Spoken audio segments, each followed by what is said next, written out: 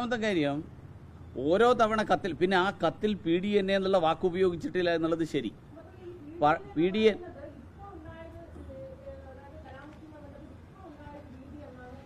അപ്പോൾ 2018 എന്തിനാ കൊടുത്തതെന്ന് അല്ല, 2018 എന്തിനാ കൊടുത്തത്? 2018 എന്തിനാ കൊടുത്തത്?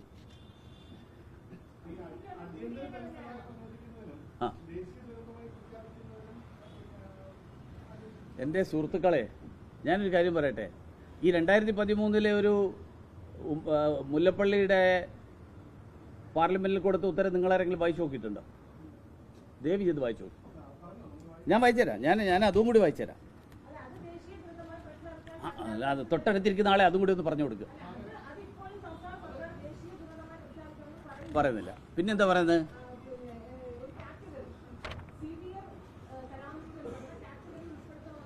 അതെ, തയ്യാറല്ല എന്ന് പറഞ്ഞിട്ടോ. PDNA കിട്ടിയാൽ മാത്രമേ പോസ്റ്റ് ഡിസാസ്റ്റർ നീഡ് അസസ്മെന്റ്, അതാണ് PDNA. ഡിസാസ്റ്ററിന് ശേഷമുള്ള ആവശ്യങ്ങൾ എന്താണ് എന്ന് മനസ്സിലാക്കിയിട്ട് ആ പഠനം അങ്ങനെ ഒരു സാധനം അറിഞ്ഞില്ലെങ്കിൽ പിന്നെ മുഖ്യമന്ത്രിയുടെ കയ്യിൽ വെച്ചോണ്ടിരിക്കുന്ന ഈ സാധനം അല്ല. അത് തന്നെ സംഭവം ശരി തന്നെ. അടിയന്തര ധനസഹായത്തിന് വേണ്ടിയാണല്ലോ 758 കോടി ഉള്ളത്.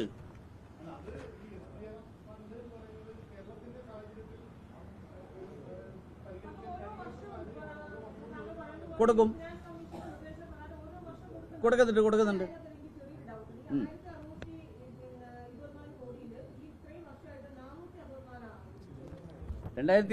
ഇത്രയും വർഷമല്ല, ഞാൻ വായിച്ചില്ലേ 24 വരെയുള്ള ഉത്തരത്തിൽ ഞാൻ പറഞ്ഞുതരാം മുഴുവൻ വായിച്ചാലും ഞാൻ ഇതിൻ്റെ കോപ്പിയും തരാം. എല്ലാവർക്കും തരാം. എല്ലാ കോപ്പികളും നിങ്ങൾക്ക് തരാം. നിങ്ങൾക്ക് അങ്ങനെയെങ്കിലും വായിച്ച് മനസ്സിലാക്കാൻ പറ്റുമെങ്കിൽ നല്ലതാണ്. കാരണം ഇതിൽ ഞാൻ അതും കൂടി പറയാം. അതായത് കേരളം 2019-20 ശേഷം പണം ആവശ്യപ്പെട്ടിട്ടില്ല. പാർലമെന്റിൽ കൊടുത്ത മറുപടിയാണ്.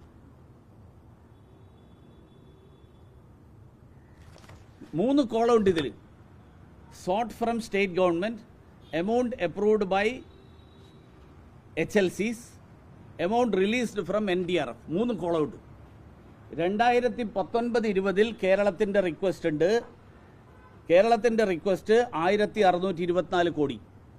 ആ വർഷം 460 കോടി അനുവദിച്ചെങ്കിലും റിലീസ് ചെയ്തില്ല. 2020-21 കേരളത്തിൻ്റെ പേരില്ല.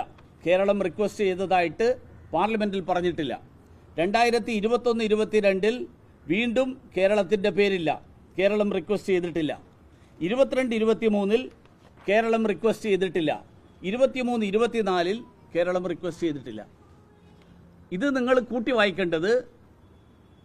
വേറൊരു വാർത്ത ഞാൻ ഇടയ്ക്ക് വായിച്ചല്ലോ, യൂട്ടിലൈസേഷൻ സർട്ടിഫിക്കറ്റ് അതിന് മുൻപത്തെ വർഷം അനുവദിച്ചതിൻ്റെ 50% ചെലവാക്കിയതിൻ്റെ കണക്കുകൾ. 788 കോടി രൂപ സംസ്ഥാന സർക്കാരിൻ്റെ കൈവശം. 388 കോടി ഉണ്ട് ഓൾറെഡി. അത് ഇരിക്കെ തന്നെയാണ് ഒരു കണക്കും ചോദിക്കാതെ 2 ഗഡു വീണ്ടും അനുവദിച്ചത്. 300 കോടി. കേന്ദ്ര സർക്കാർ ഇതിൽ കൂടെ എന്ത് ചെയ്യാൻ പറ്റും?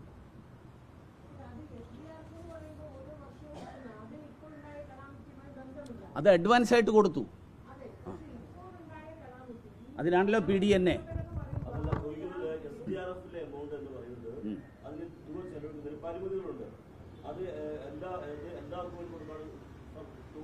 എവിടെ എല്ലാവർക്കും അങ്ങനെ വയനാട് പ്രത്യേകം SDR അങ്ങനെ എവിടെയുള്ളതെന്നൊന്നും കാണിച്ചു. അതായത് SDRFലെ പണം കേരളത്തിലെ ഓരോ താലൂക്കിനും വേണ്ടിയിട്ട് പ്രത്യേകം മാറ്റിവെച്ചതാണ്. അത് വയനാട്ടിൽ കൊടുക്കാൻ പറ്റൂല എന്നാണ്. ശരിയെന്ന്, നിങ്ങളുടെ കയ്യിൽ പണം ഇരിക്കുകയല്ലേ, അതവിടെ ചെലവാക്കിക്കൂടെ? എന്താ പരിമിതി?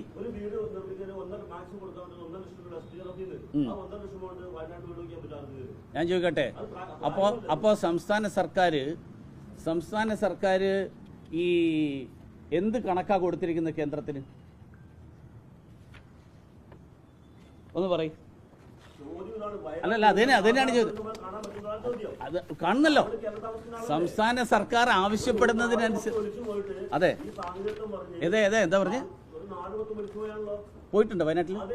പോയിട്ടുണ്ടോ? അല്ലല്ല, സ്ഥലത്ത് പോയിട്ടുണ്ടോ? ഒരു പഞ്ചായത്തിലെ 3 വാർഡ്. അല്ല അങ്ങനെയല്ല, നാട് മുഴുവൻ ഒലിച്ചു പോയി എന്നൊന്നും പറയരുത്. ഒരു പഞ്ചായത്തിലെ, ശരിയാണ്, നാട് മുഴുവൻ എന്നുള്ള വാക്കിനോട് തന്നെ എന്റെ ഇത്.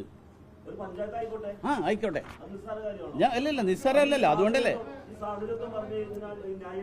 സാങ്കേതികത്വം അല്ല എന്റെ സുഹൃത്തെ. നിയമം, നാട്ടിലെ നിയമം, അതായത് പണം ചെലവാക്കണമെങ്കിൽ സർക്കാർ ഖജനാവിൽ നിന്ന് ഒരു മിനിറ്റ് ഞാൻ വായിച്ചേക്കാം. ഞാൻ ഇതുകൂടി വായിച്ചേക്കാം. നിങ്ങൾ ഇതെല്ലാം വായിക്കണമല്ലോ, നിങ്ങളെല്ലാം മനസ്സിലാക്കണം. ഹൈക്കോടതിയിൽ ഞാൻ പറയട്ടെ, ഞാൻ ഈ വായിക്കുന്നുണ്ടല്ലോ, ഈ കേരളത്തിലെ മന്ത്രിമാർ നടത്തുന്ന പോലെ പ്രസ്താവനയല്ല. ഞാൻ വായിക്കുന്നത് രേഖകളാണ്. ഏത് രേഖ? പാർലമെൻറ്റിലെ രേഖ. പാർലമെൻറ്റിൽ കള്ളം പറയാൻ പറ്റില്ല. കള്ളം പറഞ്ഞു കഴിഞ്ഞാൽ പ്രിവിലേജാണ്. ഹൈക്കോടതിയിൽ കള്ളം പറഞ്ഞു എന്നിരിക്കട്ടെ, സംസ്ഥാന ഗവൺമെൻറ് പറയാം ഇത് കള്ളമാണ്. സംസ്ഥാന ഗവൺമെൻറ് ഹൈക്കോടതിയിൽ ഒക്ടോബർ മാസം 17-ാം തീയതി കൊടുത്ത ഇതിൽ PDNA കുറിച്ച് ഞങ്ങൾക്ക് ഇതുവരെ